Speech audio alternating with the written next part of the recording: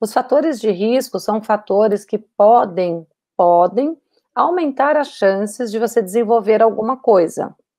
Diabetes, câncer, autismo, TDA, depressão.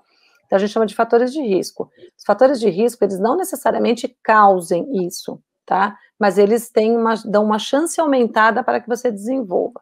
Então, como que a gente vê o autismo hoje na ciência? E isso mostrado em estudos, inclusive meu doutorado também mostrou isso.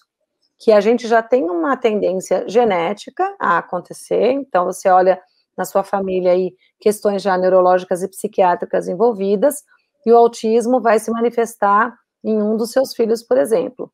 Associado a essa questão genética, você já tem uma avó com Alzheimer, um tio com Parkinson, uma mãe com depressão, um pai bipolar, um marido que tem TDAH, você que é hiperativa.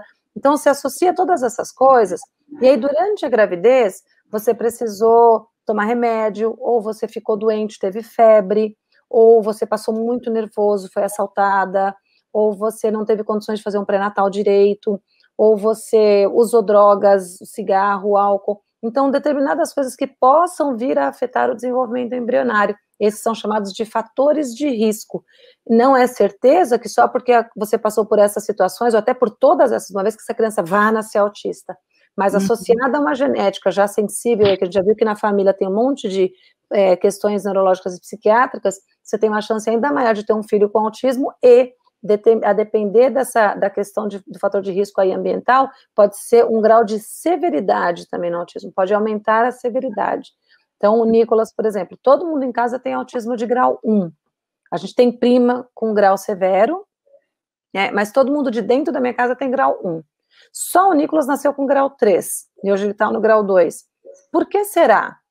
Então, a gente pode pensar em uma série de coisas. Primeiro, a genética já era propícia, beleza, mas durante a minha gravidez, eu tive que morar com a minha sogra um tempo, e não foi uma situação legal. Eu já sou uma pessoa nervosa, então eu ficava muito nervosa.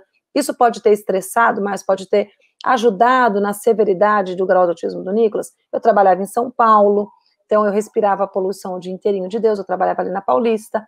Pode ter colaborado para a severidade do autismo do Nicolas, né? Então, todas essas questões podem ter colaborado para que ele pode ter. A gente não tem uma certeza absoluta, não é uma coisa que a gente confirma ou refuta, mas os estudos mostram que possivelmente essas questões possam ser uma questão aí de agravamento do autismo do Nicolas, por exemplo, mas não é uma certeza absoluta, porque são fatores de risco e não certezas.